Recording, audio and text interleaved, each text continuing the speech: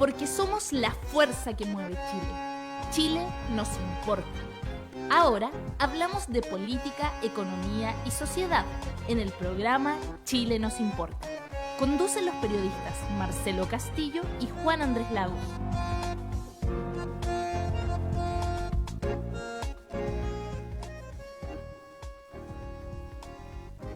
Buenas tardes y partimos con una nueva emisión del programa Chile nos importa junto a Juan Andrés Lagos, y hoy día tenemos un gran invitado, un amigo de la casa, el señor Daniel Jadwe. Está con nosotros, alcalde de Recoleta. Muy buenas tardes, alcalde. Muy buenas tardes a ustedes dos, muy buenas tardes a todos y a todas quienes nos escuchan. Daniel, para sacarte el jugo al tiro, porque creo que nuestros auditoras y auditores deben estar muy interesados. Anunciamos algo y esto es bien importante.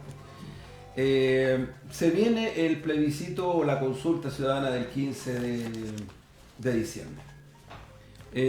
Yo tengo la impresión de que se llega un poco con dificultades porque han habido poderes fácticos más allá de los propios municipios en general que han tratado como de relativizar este esfuerzo que a nivel comunal es muy importante. Y dentro de ese contexto hay un esfuerzo que tú estás empujando con otras alcaldesas y alcaldes, que es generar una consulta ciudadana lo más democrático posible. ¿Cuáles son los rasgos que tú destacarías de esta consulta? Lo primero es que el mundo tiene que entender que esto nace de un conjunto de alcaldes de centro izquierda, que a una semana y media del estallido social definen que lo relevante es escuchar a la ciudadanía y por lo tanto nosotros podemos avanzar en esta línea convocando algo que está permitido por la ley, que es una consulta nacional, o sea, una consulta comunal, pero nos planteamos el desafío de hacerla de manera simultánea en todas nuestras comunas. Esta decisión y empieza a crecer y empezamos a trabajar autoconvocándonos todos los viernes hasta que la Asociación Chilena de Municipalidades se entera, ¿no? La asociación había convocado un congreso para el 7 de noviembre, pero con un temario completamente distinto. Si uno ve la invitación, sí. La invitación era para discutir los diálogos del gobierno a través de Sichel, que lo iba a exponer, y para discutir la realidad nacional. Pero cuando ellos se enteran, empiezan a sacar cuenta y dicen, mira, si nos quedamos abajo de esto y lo hacen estos alcaldes nomás, va a ser una presión muy grande. Y se lanzan ellos a hacerla y la convierten en una consulta nacional, cosa que no le gustó mucho a la derecha, ¿no? De hecho, los municipios más de derecha, que son los que están en la MUCH, deciden bajarse desde un momento y dicen, nosotros no vamos, y se quedan los de la asociación, pero ahí empieza un tira y afloja, porque en la medida en que la asociación se sube, el objetivo original empieza a desnaturalizarse. ¿Y por qué digo empieza a desnaturalizarse? Porque empiezan a tratar de bajarle el perfil desde la asociación. Por ejemplo, con la discusión esta de que ellos no querían preguntar por el mecanismo. Y los que habíamos iniciado esta tarea queríamos preguntar por el mecanismo, considerando, por supuesto, el tema de la Asamblea Constituyente como una de las opciones. Esta pugna sigue hasta el día de hoy, porque una vez que los hechos se desarrollan, que ellos después tienen que subir la pregunta del mecanismo, después llega el acuerdo, y cuando suben la pregunta del mecanismo... Un punto relevante, creo. O sea, esto que tú estás describiendo, Daniel, es antes de que se produjera este acuerdo. Antes. Estamos hablando de una semana y media antes. Una parte de los partidos. Claro. Ya. El tema es que cuando se empieza... O sea, los municipios igual entraron antes a este proceso. Entramos mucho antes, como lo hemos hecho con todos los últimos 7 años. Sí. Con la farmacia popular, la óptica popular, la librería popular. Créeme que si todo el país tuviera lo que Recoleta tiene hoy día, no habríamos llegado a este estallido, porque habría habido una preocupación mucho más potente del Estado hacia sus ciudadanos. O sea, esto de tener la universidad abierta, de tener la inmobiliaria popular que estamos ya pronto a inaugurar con los primeros moradores. Entonces aquí hay un tema que es bien notable en el rol que han venido jugando las municipalidades en los últimos años, ¿no? Y decidimos seguir. Pero cuando empezamos a ver que la asociación quería ponerle letras chicas, ¿no? A la consulta, nosotros volvimos a hacer nuestro lote, digamos, que fue creciendo. Partimos 11, hoy día somos más de 40, y decidimos preguntar con la ciudadanía. Entonces la pregunta fue variando, porque al principio eran 3 muy claras: ¿quiere constitución nueva o no? ¿Cuál es el mecanismo? Y las demandas sociales. Pero en la medida en que se firma el acuerdo, nosotros dijimos no nos gusta el acuerdo. Y como no nos gusta el acuerdo, la asociación hace una consulta ciudadana referida específicamente al acuerdo, De hecho, en el mecanismo pone solo dos opciones, convención mixta y convención constituyente en la forma del acuerdo. Y los municipios de centro izquierda que nos separamos de esto, dijimos no, nosotros vamos a hacer lo que siempre quisimos hacer, que es preguntarle a la ciudadanía para que la ciudadanía se manifieste. Entonces, tal como nos parece absurdo el acuerdo, nos parece absurdo esta consulta, porque lo que la gente ha estado pidiendo 45 días en la calle no está como alternativa. Entonces, eso es como un poquito reírse de la gente, ¿no? Es un poquito como decirte, mira, salimos, pero no salimos contigo. Eso es menospreciar y ningunear al movimiento. Y nosotros no estamos disponibles para eso. Entonces, como se produce este acuerdo, y el acuerdo es tan malo en términos rigurosos, ¿no? Y lo digo porque nosotros no entendemos que se haya hecho un acuerdo sin cuota para los pueblos originarios. No entendemos que se haya hecho un acuerdo sin paridad. No entendemos que se haya un acuerdo en donde no se menciona en ninguna línea el tema de los derechos humanos, ni la verdad, justicia, reparación, que tiene que empezar a pelearse hoy. No puede ser que un acuerdo de esta naturaleza no incorpore la Asamblea Constituyente, que es lo que la gente viene pidiendo. No puede ser que no se vote desde los 14 años de manera obligatoria. Entonces, todas estas cosas, este grupo de alcaldes las incorpora y las mantiene. Y cuando se mantiene así, ya la derecha empieza a presionar directamente a un conjunto de municipios para que se bajen. Y en esto también entran algunos actores de la concertación que han empezado a presionar directamente a sus alcaldes para que se bajen. Se han bajado alcaldes independientes del PPD y de la derecha mayoritariamente, que no están disponibles. Algunos se han empezado a subir ahora porque en la medida que Unidad Social abraza este proyecto, que la CONES hoy día llama a los secundarios a participar y empiezan a preguntarle en todas partes a los alcaldes, bueno, y nosotros ¿por qué no? Hay unos que se están subiendo de última hora, pero yo creo que ya están un poco atrasados. Pero esto es un tremendo desafío, hay que hacerlo y hay que hacerlo bien. Esta es la primera vez en la historia de Chile, en 218 años, que se le va a consultar a la ciudadanía para que la ciudadanía diga qué tipo de país quiere. Esta es la impronta y la significación que tiene lo del 15, por tanto ya estamos a puerta, es decir, estamos a días. Nada. ¿Van a ser las mismas preguntas que va a hacer Recoleta, las que tiene la Asociación Chilena No, de la Municipalidad? asociación tiene algo completamente distinto a nosotros. Hay algunas preguntas que nosotros consideramos que es absurdo que se pregunten, porque no son de sentido común, digamos, son preguntas muy técnicas, ¿no? Y hay otras que, siendo de sentido común, no están preguntadas porque nadie quiere arriesgarse a ver los resultados. O sea, de partida ellos, vuelvo a decirlo, preguntan solo por las alternativas que dan los mecanismos del acuerdo. Exacto. Y nosotros creemos que los mecanismos del acuerdo son insuficientes porque no le ofrecen a la ciudadanía la única alternativa por la cual la ciudadanía se jugó, que es la Asamblea Constituyente Soberana, ¿no? Pero además no está preguntando la asociación ni por la cuota de género, ni por la cuota para las personas en situación de discapacidad, ni por la cuota para las minorías sexuales, ni para los escaños protegidos para nuestras primeras naciones, que nosotros las vamos a preguntar en las comunas. Y aquí hay 40 y tantas comunas y yo creo que se van a seguir sumando. Ahora, Daniel, sobre tú hablabas de más de 200 años que no se le preguntaba al pueblo de Chile sobre estos temas tan relevantes, tan trascendentes. ¿Cómo ves tú la estimulación? Porque pues, voy a tratar de ser un poquito abogado del diablo. ¿En qué sentido? Hay gente que dice, mira, el punto es que en Chile la ciudadanía no tiene mucho interés en votar en general. Está lejos de la... O sea, yo creo que ese interés se ha ido perdiendo en la medida en que Sí. la política se ha alejado de la gente. Sí. Porque además tenemos una constitución que no considera ningún elemento de democracia directa como se considera en otros lugares donde la distancia entre ciudadanía y política es mucho menos. Por ejemplo, en nuestra constitución no existe iniciativa popular de ley. No existe revocatorio al poder popular, es decir, que todos los cargos de elección popular puedan ser revocados en la mitad del mandato cuando no cumplen sus programas o cuando sencillamente no pueden, les queda grande el poncho, que es lo que pasa hoy día en nuestro país. La derecha ha tratado de bloquear esto, primero porque no le gusta la democracia directa, pero segundo porque además cuando ellos les molestan, los gobiernos no les gusta organizar marchas ni manifestaciones. Ellos organizan directamente golpes de Estado que les parece más eficaz y eficiente. En la izquierda somos un poco más democráticos que ellos, nosotros nos gustan las manifestaciones y escuchar la voluntad popular. a ellos este tema no les gusta, esto de someterse a la voluntad mayoritaria no es algo que a la derecha le haya gustado jamás. Y la participación desde los 14 años. Es evidente. Y no es porque nosotros creamos necesariamente que debiera ser de los 14. A mí este argumento de que los jóvenes son los que iniciaron el movimiento, para mí no es un argumento que sea el central. No es que porque ellos evadieron, nosotros les vamos a dar... No. Aquí hay un argumento que es de fondo y que es mucho más profundo. Nosotros creemos que la edad de votar debe ser idéntica a la edad en donde el Estado puede perseguir y condenar a un ser humano. Y puede penalizar a un ser humano. Y como en nuestro país la responsabilidad penal adolescente parte en los 14, es decir, creemos que si nuestro país considera legalmente responsable y maduro a un joven para asumir su responsabilidad ante la ley, debe darle la posibilidad de escoger a su autoridad. Nos parece un tanto esquizofrénico esto de considerarlos maduros cuando nos conviene y no considerarlos maduros cuando no nos conviene.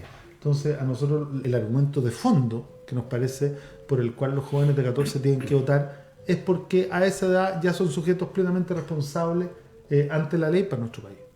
¿Desde la Asociación Chilena de Municipalidades se va a aceptar eso o solo los 40 municipios lo van a aceptar? Creo que en eso hay acuerdo, parece que en todas partes están votando desde los 14. Nosotros vamos a tener una urna separada y además esto es un sistema electrónico, digamos, en donde va a ser remoto con día antes y remoto presencial el día 15. Pero ahí van a poder votar los jóvenes desde los 14, evidentemente. En particular en Recoleta, Daniel, hay un clima previo, a propósito de lo que tú describías, muchas de las cosas que mucha gente en este país de manera transversal miran a Recoleta y desearían que se hicieran en sus propios municipios. Tú esto lo señalabas a propósito del clima ciudadano, del clima participativo. En ese sentido, ¿cómo está estructurado en Recoleta y en los 40 y tantos, que van casi 50 municipios, cómo está estructurado ese día? ¿Qué es lo que se va a hacer en concreto? ¿O los días previos? Es un día de votación como todos, ¿no? Se va a llegar, se van a habilitar puntos en todos los colegios y van a poder la gente concurrir a votar con asistencia a través de unos tótems que van a ser instalados por la empresa que va a liderar esta consulta, y también en los días previos van a haber algunos lugares distribuidos también con estos tótems, pero en mucho menor cantidad, de tal manera a concentrar el esfuerzo en el 15, ¿no?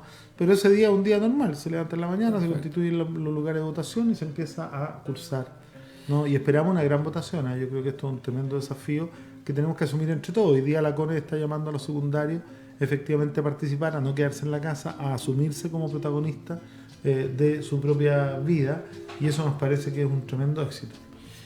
Claudia. ¿Cómo se asegura, Daniel, que una persona, por ejemplo, no vote más veces cuando el padrón electoral no lo está entregando el CERVEL? A ver, es que este tema, bueno, estamos trabajando igual con el padrón del CERVEL, ¿ya? pero es el que está cerrado al 2017, está desactualizado.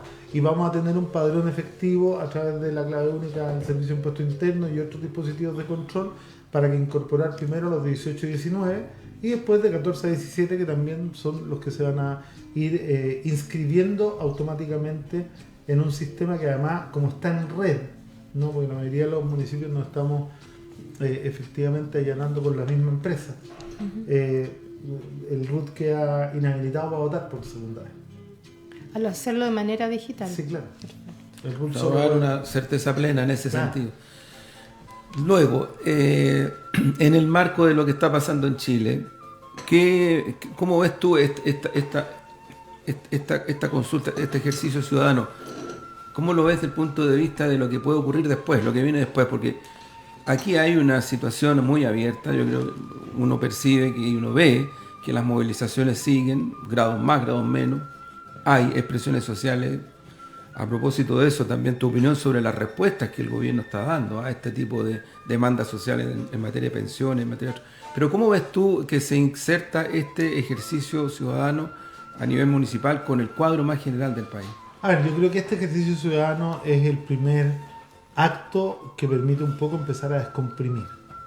Porque todos saben que más allá del resultado, el solo hecho de darle la oportunidad de manifestarse a la ciudadanía es una válvula de escape tremendamente interesante. Respecto a mi opinión sobre las respuestas del gobierno, yo estoy convencido que el gobierno no ha entendido nada, que ya no hay gobierno. El gobierno de Sebastián Piñera terminó.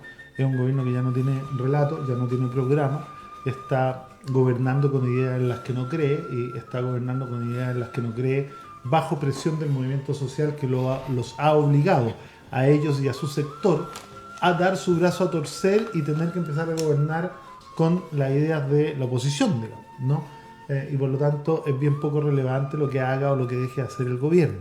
Pero sí, el gobierno sigue ejerciendo la resistencia al cambio, porque como viven en una burbuja, de hecho pensaban que Chile era un oasis, sí, hasta 15 días antes del 18 de octubre, ellos lo único que hacen es imaginarse cambios dentro de la continuidad. No han entendido que lo que Chile quiere es cambio, transformación, una transformación real. Y eso los traiciona, porque cada vez que el presidente sale a hablar para tratar de aplacar los ánimos, logra precisamente lo contrario, ¿no? Además, no tiene muy buena ayuda de la gente que lo secunda, que parece que le pagaran por hablar tonteras, y si le pagaran por hablar tonteras no lo harían mejor, digamos, ¿no? En ese sentido creo que este gobierno está metido en un zapato chino, con disculpa de los chinos, digamos, ¿no? Sí. Porque además ya perdió el apoyo de su propio sector. O sea, cuando nosotros vemos en encuestas que el mandatario tiene 5%, o sea, este es el mandatario peor evaluado de la historia de Chile, y peor aún, peor evaluado del continente completo. O sea, ya dejamos de ser los mejores alumnos del BABE. Hoy día, bajo este gobierno, Chile se convirtió en el peor alumno de la clase, ¿no? Y yo creo que eso lo tiene muy, muy, muy conflictuado y con muy poco espacio de movimiento. Y además no tiene iniciativa. Yo creo que además su ego es tan grande que debe estar en una depresión muy grande, y eso se nota en que desaparece, ya no habla más que cuando tiene que decir lo que tiene que decir, no quiere responder preguntas, efectivamente no, salvo que sean tremendamente pauteadas, y yo creo que hay un vacío de poder que es evidente, y yo creo que lamentablemente este país no tiene la madurez para salir de estas cosas de manera institucional. Porque en cualquier circunstancia, de hecho, yo recuerdo cuando Bachelet bajó del 20%, sí, muchos de la derecha decían que podía evaluar la renuncia porque Chile no se merecía un presidente con el 20% de evaluación. Hoy día, si ellos tuvieran un poco de honestidad intelectual y un poco de consistencia lógica, ya le estarían pidiendo la renuncia a su presidente, pero aquí nadie lo hace, y dicen que ahora los que piensan en que el presidente renuncie son antidemócratas porque no respetan los... Entonces, claro, nosotros estamos acostumbrados a que la derecha solo es capaz de aprender a través de su propia y amarga experiencia, ¿no? Esto de que en la derecha estemos llenos de personas que eran contrarias al divorcio hasta que se divorciaron, ¿no? O personas que eran contrarias al aborto hasta que tuvieron que hacerle un aborto a la hija, ¿no? O contrarios y homofóbicos totales hasta que les sale el primer hijo homosexual, y empiezan a cambiar solo cuando les duele. Y yo creo que eso es lo que estamos viendo en el país hoy día.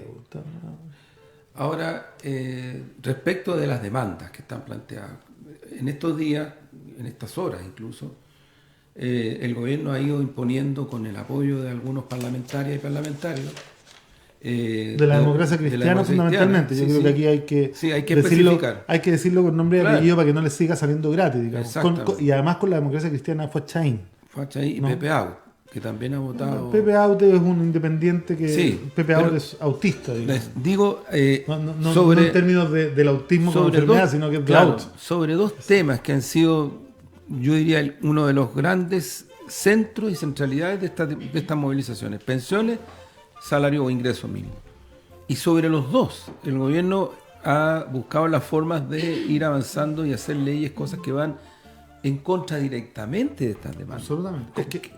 A propósito de lo que tú decías, frente a eso, ¿qué hace el pueblo, la sociedad civil? ¿Qué hacen los partidos? Yo soy bien autocrítico. ¿Qué hacen los municipios? Yo soy bien autocrítico del rol que ha jugado una parte de la izquierda, que además se dice izquierda pero no actúa como la izquierda, porque ellos también son responsables de la baja participación. O sea, toda esa parte de la izquierda que estuvo 30 años diciéndole a Chile que no había que participar, que para qué íbamos a votar, que votar daba lo mismo, que todos eran iguales, ¿no? Hoy día tienen que hacerse responsables de que haya un porcentaje tremendo no participando, sobre todo cuando los mismos que decían que los partidos políticos no servían para nada y que lo llevaban eran los movimientos sociales, ahora están saliéndose los movimientos sociales para armar partidos políticos, digamos, ¿no? Ahí hay un tema. Hay un tema. Sí, claro, los que decían que el PC era traidor y era vendido porque participaba en política, y hoy día los vemos participando en política y más encima firmando cosas a espaldas de sus ciudadanos, cuando hasta hace algunos meses nomás decían que ellos no podían dar ningún paso sin preguntarle a las bases, y mira la debacle que tienen. Entonces, ahí también hay que mirarse de manera autocrítica en términos de lo que hemos sido capaces de hacer los actores de izquierda o no, pues yo creo que la izquierda ha adolecido de una fragmentación brutal, que además suele tener más facilidad para encontrar los enemigos dentro de la izquierda que fuera de la izquierda, porque estamos profundamente mediatizados por el neoliberalismo. Y aquí me refiero a que conocemos de cuántos ex militantes que ahora son antipartido, ¿no? Porque en sus partidos quedaron en minoría y prefirieron renunciar, digamos. Entonces, cuando empiezas con esa conducta neoliberal de pensar que tú eres el salvador y que cada uno tiene que comandar un solo movimiento, y empiezan a surgir 100 movimientos distintos y empiezas a fraccionar, pero además empiezas a hablar en contra de los partidos, bueno, tenemos la sociedad que tenemos. No entender la unidad y no entender la necesidad de la necesaria articulación, y sobre todo este discurso medio esquizofrénico de la contradicción fundamental entre movimiento social y partido político. Y yo entiendo perfecto que el Partido Comunista sea el único partido que no tiene esta contradicción, porque siempre hemos estado en el movimiento social. O sea, cuando uno mira las organizaciones que hoy día de una u otra manera conducen este movimiento, que son las mismas que llevan 30 años y que han convocado más de 500 organizaciones a lo largo de su historia, y han ido creciendo en masividad hasta transformar en términos leninistas la huelga económica en huelga política, es decir, hasta salirse de las necesidades y demandas de su propio sector para empezar a abrazar la de todos y la de todas y las de todos los sectores, de tal manera de entender que el enemigo es uno y que el problema aquí es el modelo de desarrollo. Bueno, tenemos que pensarlo ahora, ya no mirando para atrás, para no es mi intención buscar responsables, sino que mirando para adelante. ¿Cómo enfrentamos los próximos desafíos? Y ahí tenemos una tremenda responsabilidad. Porque al igual que en el 89, el PC no firmó este acuerdo. Nos parece vergonzoso y no lo podíamos firmar. Pero eso no quiere decir que no vayamos a participar en todas las etapas que vengan. Porque las etapas que vienen, sean las que nos gusten o las que no nos gusten, son los espacios que se están abriendo para discutir democráticamente. Y cómo la izquierda entonces va a asumir y va a participar en esos espacios. Completamente fragmentada, peleando en los partidos políticos con los movimientos sociales de izquierda, o efectivamente vamos a lograr confluir, por ejemplo, no sé, por decir algo, en una lista unitaria de Unidad para el Cambio con Unidad Social. Estoy pensando en voz alta, ¿no? Porque efectivamente eso es lo que nos va a permitir jugar un rol más determinante en los procesos que vienen.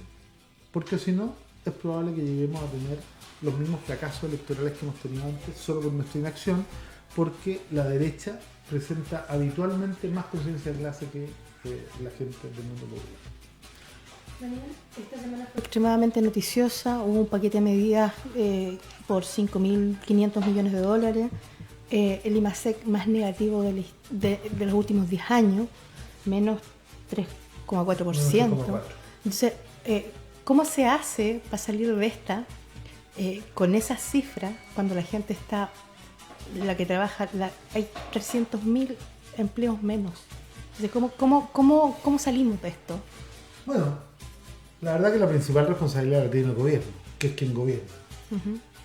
Y si el gobierno insiste en no dar respuesta a las necesidades y empezar a tratar de sacar las castañas con la mano del gato, digamos, va a ser difícil salir. La única manera de salir es darle al movimiento social algún triunfo significativo en las demandas que él espera. Aquí el gobierno no tiene que satisfacer a los partidos de la oposición. Yo creo que ahí se equivoca. Porque acá, aunque el gobierno lo entienda o no lo entienda, y aunque la oposición lo entienda o no lo entienda, y aunque Chile Vamos lo entienda o no lo entienda, lo único relevante no es lo que piensa el PC, no es lo que piensa Chile Vamos, no es lo que piensa la Concertación, no es lo que piensa el Frente Amplio, es lo que piensa la ciudadanía que está en la calle, y que más de un 65% no se identifica con ninguno de los partidos. ¿No? Nosotros tenemos la fortuna como partido de que nuestras demandas coinciden con las demandas del movimiento social, más allá de algunas diferencias pequeñas, y por lo tanto, cuando gana el movimiento social, nosotros nos sentimos que ganamos también. pero efectivamente aquí lo único relevante es lo que piensa, lo que quiere y lo que demanda la ciudadanía. Entonces, si alguien piensa, porque además este gobierno tiene letra chica para todo, o sea, la expectativa de vida está entre los 80 y los 84 años, dependiendo de si eres hombre y eres mujer, y ponen un aumento del 50% de las pensiones después de los 80 años. O sea, el gobierno lo que le está diciendo a la gente que quiere que las pensiones le suban después de que se mueran. Esto es lo mismo que la religión, ¿no? Después de muertos los vamos a recompensar. Bienaventurados son los pobres, pero después de muertos los recompensamos. Y eso es algo que hay que salir a discutir. Yo creo que ese no es el camino para lograr resolver los problemas, ¿no? Hoy día hay que hacer un esfuerzo y hay que ir en contra del modelo. Por ejemplo, letra chica en el impuesto a los ricos que propuso Piñera. Le pone un impuesto a las casas más grandes que hay en Chile, que están concentradas en 4 comunas. Pero la gente multimillonaria no tiene su plata en propiedades. La tiene en acciones, las tiene como el mismo, ¿no? O sea, él acaba de hacer un cambio en impuestos en donde él no va a pagar un peso más, un poquito más quizás va a pagar. Y tenemos un presidente que subió 55 puestos en la lista de las personas más ricas de Chile. Entonces, yo creo que él está un poquito inhabilitado para seguir gobernando. A ver, sobre esto, y sabemos que ya tienes que partir, Daniel, 2 cosas. Una, tu llamado al día 15, tu llamado a la ciudadanía recoleta, pero también sabemos que tienes un liderazgo nacional, eso es evidente, aparece claramente, no solamente en encuestas, aparece. Tú has estado en muchas marchas en todos estos días, la gente se te acerca, yo he estado ahí, se te acercan, conversan, se sacan selfie, en fin. Un liderazgo transversal. Desde esa perspectiva, tu llamado a la ciudadanía respecto de lo que es el 15, cómo participar, qué hacer. A ver, yo lo voy a poner, voy a partir poniéndolo en negativo. Le hago una pregunta a todos y a todas quienes nos están escuchando. ¿Se imaginan ustedes el impacto que puede tener si la primera oportunidad que tenemos de manifestar en una consulta ciudadana el Chile que queremos, la votación es tan baja que se convierte en una derrota para el movimiento y para los alcaldes que la estamos impulsando? Yo creo que eso es lo que todos tenemos que entender, ¿no? Como gran desafío. Y como gran desafío para todas las organizaciones que están en unidad social, para todos los partidos políticos que quieren volver a restablecer un diálogo y una relación honesta y virtuosa con la sociedad. Y por lo tanto el llamado es a todos y a todas a participar, a incentivar la participación y de una vez por todas a todo el mundo, a los que despertaron el 18 de octubre, ¿no? Y que no se habían subido a las manifestaciones durante todos los 30 años anteriores, no se bajen de la participación, porque esto es lo que nos va a asegurar que cambiemos Chile. Ahora, lo último, antes de partir, cuando tú dices que este gobierno tocó techo o llegó a su término, ¿qué ocurre? Porque este gobierno eventualmente, si mantiene la tosudez, podría seguir habiendo estallido social, podría seguir habiendo crisis en el propio Parlamento, porque es una situación de crisis, ¿no? Mira, yo creo que esto es algo que tiene que empezar a reflexionar seriamente la derecha. Es su gobierno, ¿no? Yo recuerdo a sectores de derecha que decían que Chile no se merecía un gobierno con un 18% de aprobación. Su gobierno tiene menos de la mitad de aquello. Entonces la duda que ellos tienen que resolver es si efectivamente Chile puede pasar 2 años y 3 meses más con esta normalidad. Yo creo que en la derecha va a empezar a crecer la demanda por la renuncia de Piñera. En una de esas hasta los terminamos viendo votar a favor de la acusación constitucional, porque eso puede ser una derrota para hoy día, claro, pero una derrota que les permita en un tiempo prudente volver a pararse con un actor. Porque 2 años más así yo creo que a ellos les hace pésimo. Y yo espero que la oposición sepa jugar el rol que tiene que jugar, ¿no?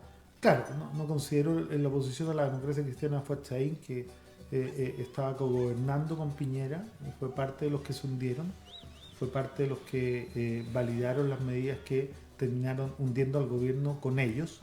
Y yo creo que habrá una parte de la democracia cristiana que querrá seguir jugando en la oposición y que tendrá que resolver, tal como hay una parte del PPD que no soporta la conducción actual y lo que han hecho, ¿no? Este permanente estar negociando y con el mismo error del 80. Mira, aquí lo que tienen que entender es que recuerdo la declaración del presidente Lagos de que una parte de la izquierda no había sido clara con la democracia.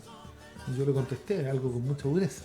La única parte de la izquierda que no ha sido clara con la democracia fue la que aceptó pactar con la dictadura una salida no democrática, manteniendo la constitución del dictador, manteniendo el modelo del dictador y además subordinándose a una constitución que no les iba a permitir cambiar nada de aquello que se comprometieron a cambiar. Esa parte de la izquierda es la que no tuvo jamás claro su concepción de democracia. Y hoy día están haciendo lo mismo, tratando de excluir al PC, algunos tratando de excluir a parte del Frente Amplio también, y tratando de firmar un nuevo acuerdo con la derecha y no con la ciudadanía. Y yo creo que se están equivocando. Y yo la verdad que lo que espero es que la ciudadanía movilizada castigue a todos los que han tomado este rumbo hoy día. Muy bien, hemos tenido un intensivo y fructífero diálogo con el alcalde de Recoleta, Daniel Jadue, aquí en Chile Nos Importa, Radio Recabarren, Radio de la Central. Muchas gracias, Daniel. Muchas gracias a y ustedes. Que les vaya súper y que nos vaya muy bien el 15. Tremendo desafío. Un abrazo gigante a todos y a todas que nos están escuchando. Muchas gracias. Vamos entonces a un pequeño momento de música y volvemos.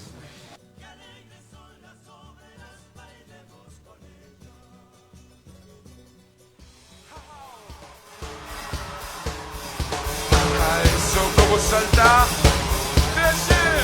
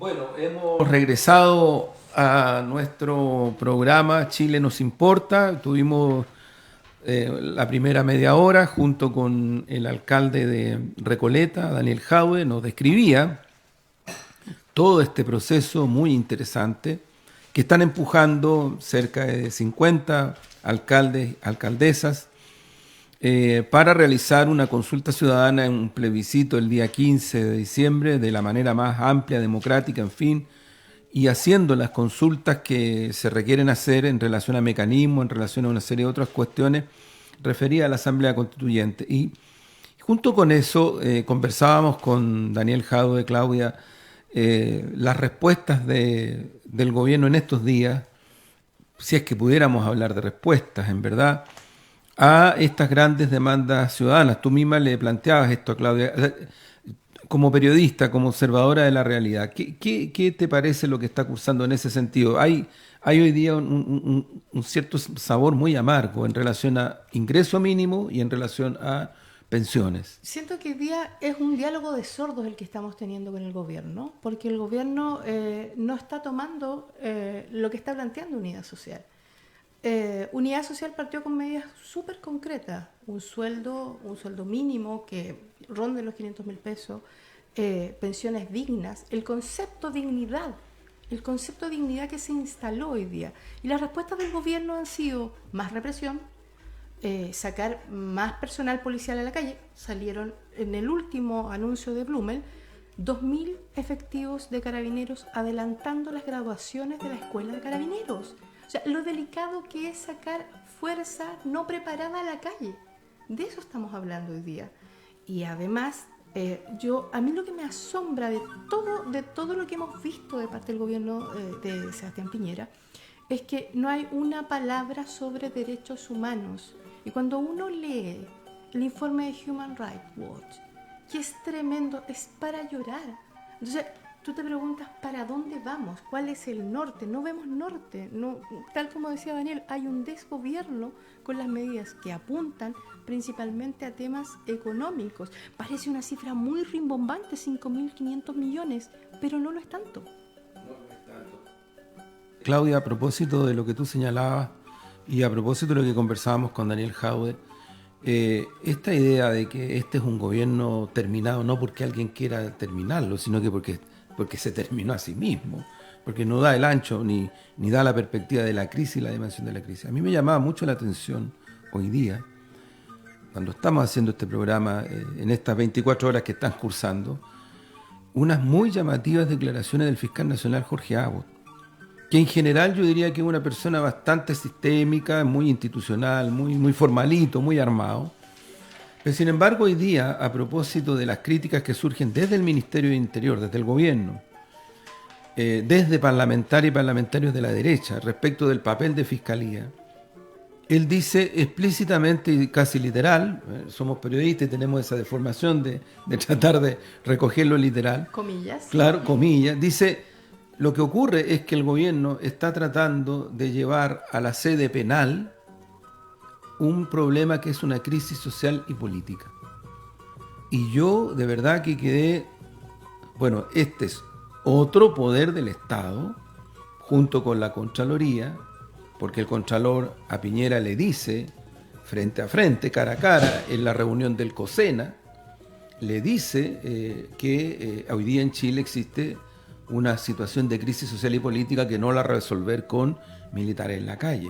Este es Fiscalía, la institución Fiscalía, el Ministerio Público, es parte de la Administración de Justicia, pero es un poder, de alguna manera, dentro del concepto de poder, de punto de vista de lo que es Administración de Justicia, que le dice al gobierno, oiga, ubíquese, estamos en una crisis social y política, no estamos en lo que tú decías, esto no se resuelve con más militares o con más carabineros en las calles, menos todavía si son gente que no tiene preparación y ha demostrado que no tienen casi ninguna preparación, que yo lo he dicho también en otros momentos, o sea, no es que Carabineros le falte disparar balines, se ha disparado y mucho. Si el problema es que el problema no lo van a, entre comillas, desde el punto de vista de lo que es una paz ciudadana democrática, porque eso estamos hablando, no lo van a resolver a golpizas, a paleo y con balines, sean de piedra, de goma o de plomo, menos con militares en las calles. Entonces,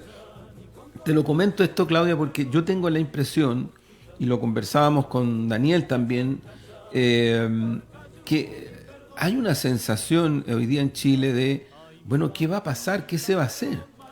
Si el gobierno no insiste en su cosa represiva, Abbott, que es una persona, para mi gusto, muy conservadora, le dice y le enrostra, no es el camino la sede penal.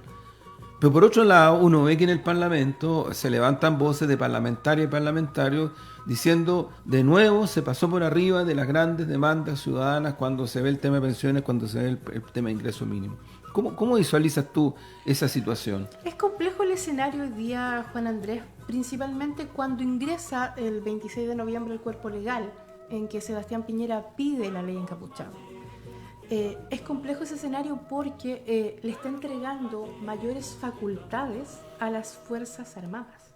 Entonces hay un tema muy delicado en cómo hoy día Sebastián Piñera está entregándole, sin necesidad de un estado de emergencia, que salgan los militares a la calle. Entonces ahí hay un tema extremadamente delicado, que hoy día muchos están pidiendo militares en la calle. Entonces hay que analizar con mucho cuidado un tema legal, porque ¿qué pasa si sacan más militares a la calle con el artículo que dice? Porque acá dice bien claro. Sí. No sé si los auditores lo conocen, pero es muy importante. Es muy importante. Hoy día dice, se define la exención, porque es delicado y para que los auditores entiendan.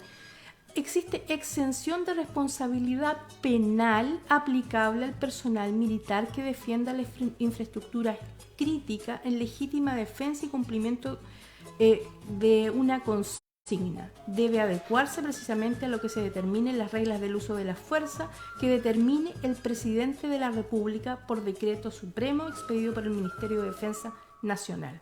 Este párrafo es extremadamente delicado. El ministro Blumen llamó a aprobar con urgencia este decreto que es emitido por el Ministerio de Defensa.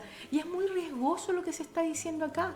En castellano simple se está diciendo que hoy día si un militar mata a alguien no va a ser responsable penalmente. Eso es lo que se está diciendo. Y eso es extremadamente grave en un Estado de Derecho hoy día. Y nadie ha sopesado que hoy día estamos en democracia. Democracia. Es grave, Claudia, porque yo sigo la línea de tu argumentación, porque ocurre que cuando se produjo el estado de emergencia, lo que pasó fue, en concreto, que se realizaron violaciones a los derechos humanos muy graves. Y podrían haber sido más todavía. Y no fueron solamente los carabineros, la policía militarizada, también fue el ejército. Entonces ya existe el precedente de que militares en la calle son un riesgo a la seguridad de las personas y de la sociedad, así de concreto. Entonces se usa o se abusa de esta cosa de que vamos a resguardar ciertos lugares estratégicos, en fin. Digo se usa, se abusa porque no se hace ni una palabra respecto de la protección a las personas. Efectivamente. Que es un contrasentido tremendo, porque aquí se están oponiendo situaciones bien complejas. Pero por otro lado, Claudia, en estas semanas, y yo diría en una cierta complicidad evidente con grandes medios de prensa, de comunicación, se ha tratado de justificar la idea de que no sigamos generando movilizaciones o protestas callejeras, aunque sean pacíficas. Terminemos con esto. Un parlamentario por ahí dijo, démonos un respiro. En el fondo esto, la derecha lo dice explícitamente, terminemos con las movilizaciones, terminen con las protestas, esto no ayuda en nada. Pero por otro lado, se va en una línea muy fuerte, muy evidente, de tratar de asociar esta situación de no paz social con saqueos y hechos vandálicos que en este país en verdad existen, han existido, se producen, pero que no se dice la causa. O sea, está empezando tímidamente a explicitarse la causa, que tiene que ver con un crimen organizado que no es que aparezca ahora, existía desde hace mucho tiempo.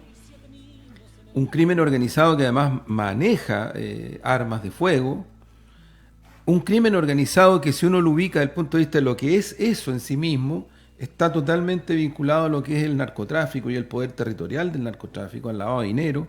Hay antecedentes muy concretos respecto de todo eso. Y que entonces se trata de hacer una asociación que, de mi punto de vista, es extraordinariamente perversa y muy delicada.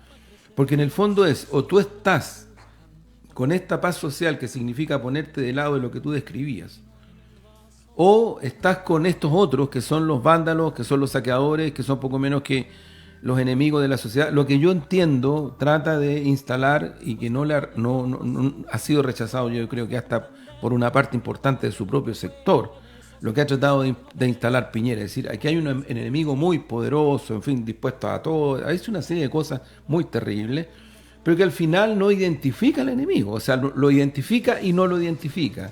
En el fondo deja una muy amplia gama de posibilidades para entender cuál es el enemigo que él quiere atacar, combatir, derrotar, en fin. Claudia, sobre esto, ¿cómo ves tú la posibilidad? Yo también le preguntábamos a Daniel Jadot esto, pero ¿cómo ves tú la posibilidad de que en Chile se pudiera retomar una suerte de camino cívico, ciudadano? Es decir, que estas cosas que están haciendo los municipios, lo que está haciendo la Mesa de Unidad Social, de verdad los poderes del Estado, particularmente el gobierno, escuchen. En realidad, ¿ves tú esa posibilidad?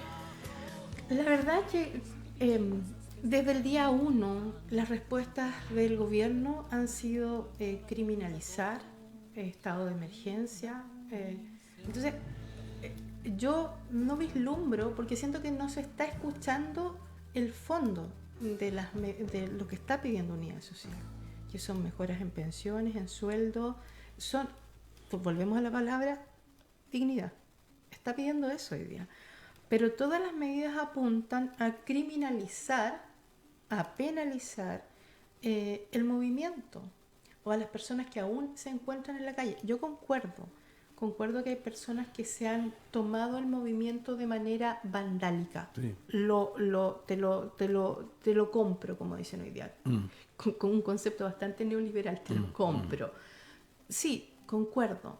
También no podemos dejar de mencionar que a través de la prensa, algunos colegas, y que ya han sido formalizados, 2 candidatos a concejales que son... Un concejal. Y el otro es el jefe de otro concejal. El jefe de otro concejal, no recuerdo. Que son los dos de Renovación Nacional. Y los 2 de Renovación Nacional. Y uno, pariente de un senador de la República. Sí. Entonces, cuando Piñera habla del enemigo que está dispuesto a todo, vemos que personas que están en la misma vereda del gobierno son las que también salieron a azuzar a la gente. Entonces, cuando tú hablas de se abrió el abanico de quién es el enemigo, no tenemos claridad de quién es ese enemigo. Y yo estoy de acuerdo, hay mucha gente que ha saqueado, pero tampoco sabemos o a ciencia cierta de dónde provienen esos saqueadores, de dónde están esos jóvenes, además, por el abandono. Claro, asunto que es real. O sea, hay una expresión de jóvenes en este país que vive una marginalidad muy dura y violenta. Entonces, claro, recuerdo el estudiante que es un viral en este minuto, sí. El joven estudiante de la Universidad de Chile que estudia historia, que señalaba, o sea, ¿por qué está la gente manifestando en la calle? Porque la gente tiene hambre y tiene ganas de que esto cambie. Y volvemos al cambio profundo. Yo veo bastante difícil hoy día porque es un diálogo de sordos. Piñera lo que está haciendo es entregar medidas de carácter penal, tal como dice Abbott, penalizando este tema, cuando lo que se requiere hoy día es un liderazgo que solucione lo que tenemos en este minuto. Cuando ves el paquete de medidas que refuerza hoy día el seguro de cesantía que impulsó Ricardo Lagos en su momento, y ves la fila que hay en este minuto en el seguro de cesantía, porque mucha gente ha sido despedida en estos minutos, incluso del aparato estatal. Entonces, tú tienes una alta tasa de cesantía. Yo creo que Sebastián Piñera jamás imaginó este escenario hoy día, porque él siempre se ha mostrado un hombre pro negocio. Su fortuna lo dice. Entonces, yo creo que jamás él pensó que este escenario iba a ser posible. Más aún con la campaña que hicieron de Chilezuela. Sí, claro. Entonces tú dices, es que parece que este era ningún guionista hubiese pensado esto. Bueno, y saltando un poco al ámbito de la economía, ¿qué es lo que yo creo que es importante tener en cuenta a nuestras amigas y amigos auditores, por lo menos aportarles en esa línea? También el gobierno y la derecha y otros sectores han tratado como de hacer esta relación entre crisis social y crisis económica. O sea, la causa de la crisis económica, entre comillas, es la crisis social. Y me da la impresión que se les pasó el tejo. O sea, es cierto que hay situaciones de crisis social que han afectado situaciones de negocios, de comercio, en fin, eso es verdad, o sea, eso es indudable. Pero también es cierto que esos sectores, incluidas las pymes y los emprendedores, venían ya a la baja hace rato. Porque en verdad el problema de ellos no es, en rigor, las protestas sociales. El problema de ellos, y que los ahoga y que los estrangula hace rato, es la relación de dependencia que tienen con los bancos, con el sistema crediticio.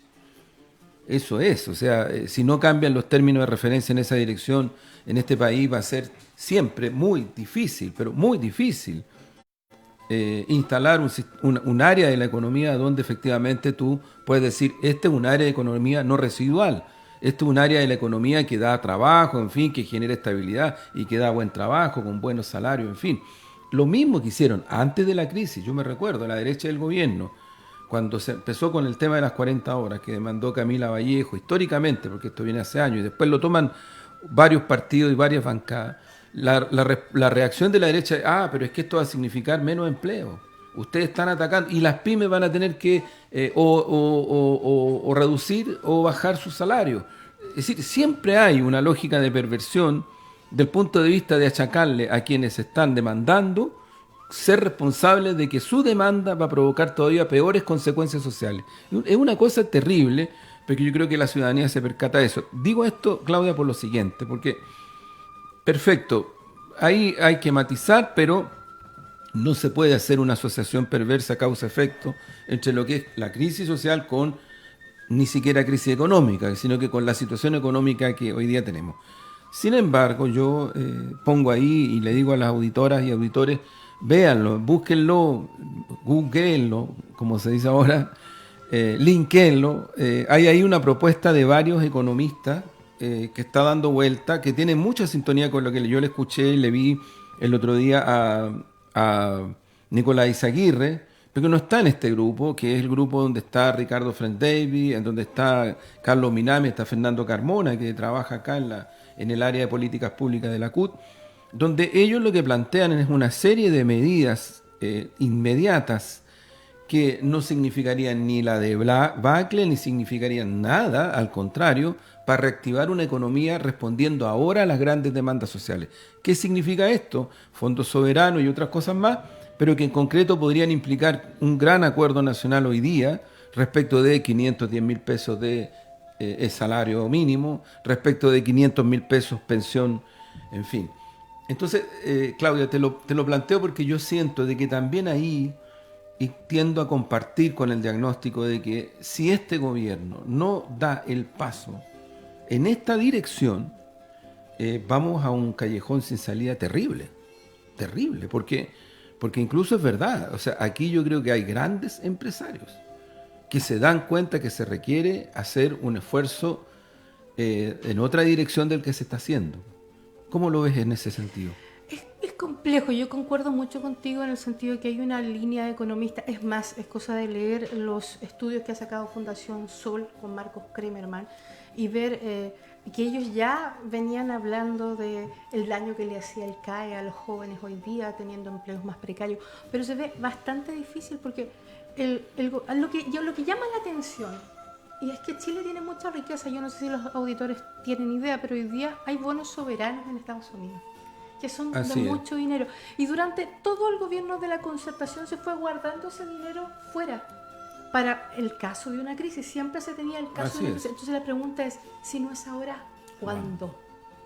Hoy día tenemos una crisis mayúscula y tienes una cantidad de bonos soberanos importantísima afuera.